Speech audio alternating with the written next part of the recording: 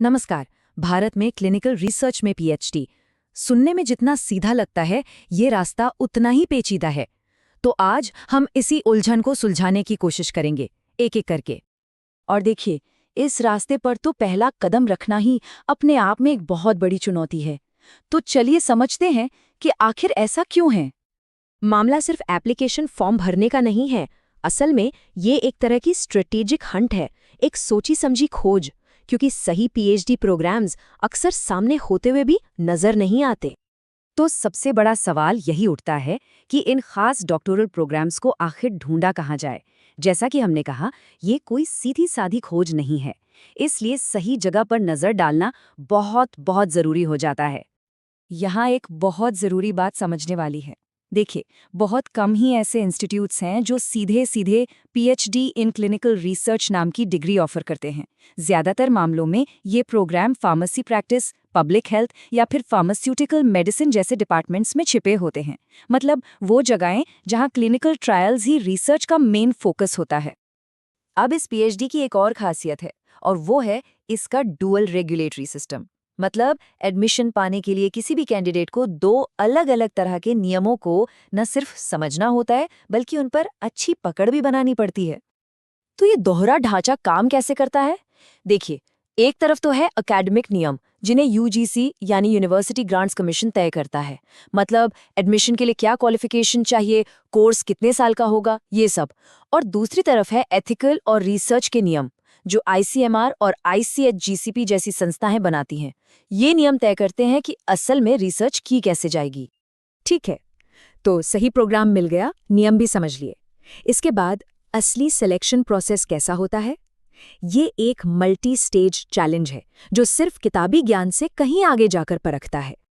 Admission process को एक funnel की तरह समझ सकते हैं। इसमें 3 बड़े फिल्टर हैं। पहला, मिनिमम एलिजिबिलिटी पूरी करना। दूसरा, एंट्रेंस एग्जाम क्लियर करना। और आखिर में इंटरव्यू में अपने रिसर्च प्रपोजल को डिफेंड करना। और यहाँ एक बात पर खास ध्यान देना होगा। एंट्रेंस एग्जाम का वेटेज बहुत ज़्यादा होता है, अक्सर 70% तक। इसका सीधा मतलब है कि इस एक एग्जाम में अच्छा परफॉर्म करना कामयाबी के लिए सबसे ज़रूरी है।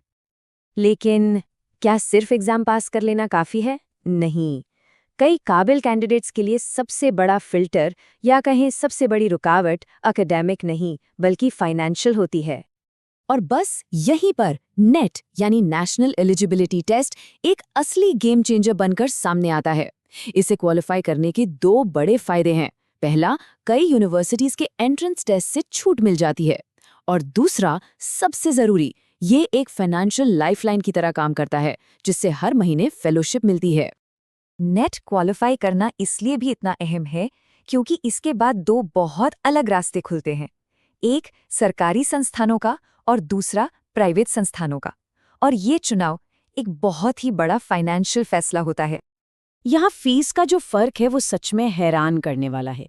एक तरफ एम्स जैसे सरकारी संस्थान हैं, जहाँ पूरी पीएचडी की फीस करीब 5,000 रुपए है, और दूसरी तरफ आईआईपीएच जैसे संस्थान, जहाँ सिर्फ शुरुआती 2 साल की फीस ही करीब 5 लाख तक पहुंच जाती है।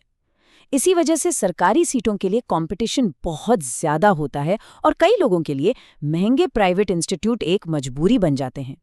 चलिए कुछ और बड़े इंस्टीट्यूट्स पर एक नज़र डालते हैं।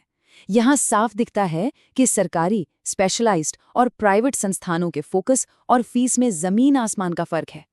एक तरफ एम्स में फीस महज कुछ हज़ार है, तो दूसरी तरफ प्राइवेट इंस्टीट्यूट्स में ये लाखों में है। तो इतनी सारी जानकारी और उलझनों के बीच एक कामयाब प्लान कैसे बनाया जाए? चलिए, अब इस सारी इन्फॉर्मेशन को एक एक्शन ओरिएंटेड स्ट्रेटेजिक प्लेबुक में बदलते हैं। तैयारी को सही दिशा देने के लिए ये एक 5 स्टेप एक्शन चेकलिस्ट है। सबसे पहला और सबसे ज़रूरी काम है 3 से 5 टारगेट इंस्टीट्यूट चुनना और उनके एंट्रेंस सिलेबस को अच्छी तरह से समझना। फिर उनके एडमिशन के महीनों पर ध्यान देना और उसी हिसाब से अपनी तैयारी की प्लानिंग करना। अगर कम से कम तैयारी की बात करें तो ये 4 हफ्तों का एक फोकस्ड प्लान हो सकता है। देखिए, पहले 2 हफ्तों में रिसर्च मेथड्स और बायोस्टैटिस्टिक्स की बेसिक्स पर पकड़ बनाना ज़रूरी है। तीसरे हफ्ते में ICH-GCP गाइडलाइंस को गहराई से समझना होगा और आखिरी हफ्ते में पूरा फोकस भारतीय नियमों पर होना चाहिए, जैसे ICMR की एथिक्स गाइडलाइंस और NDCT रूल्स। और आखिर में सबसे ज़रूरी बात, कामयाबी इस पर टिकी है कि एथिकल यानी नैतिक तौर पर कितनी समझ है। रिसर्च प्रपोजल में ये साफ साफ दिखना चाहिए कि स्टडी का डिज़ाइन ग्लोबल और नेशनल दोनों तरह के एथिकल स्टैंडर्ड्स को पूरी तरह से फॉलो करता है। और यही वो सबसे बड़ा सवाल है जो आखिर में बचता है। क्लिनिकल रिसर्च में PhD की तैयारी सिर्फ एक अकादमिक सफर नहीं है, ये एक नैतिक जिम्मेदारी भी है। तो सवाल ये है कि क्या किसी का भी रिसर्च प्रपोजल इस नैतिक कसौटी पर खरा उतरने के लिए तैयार है?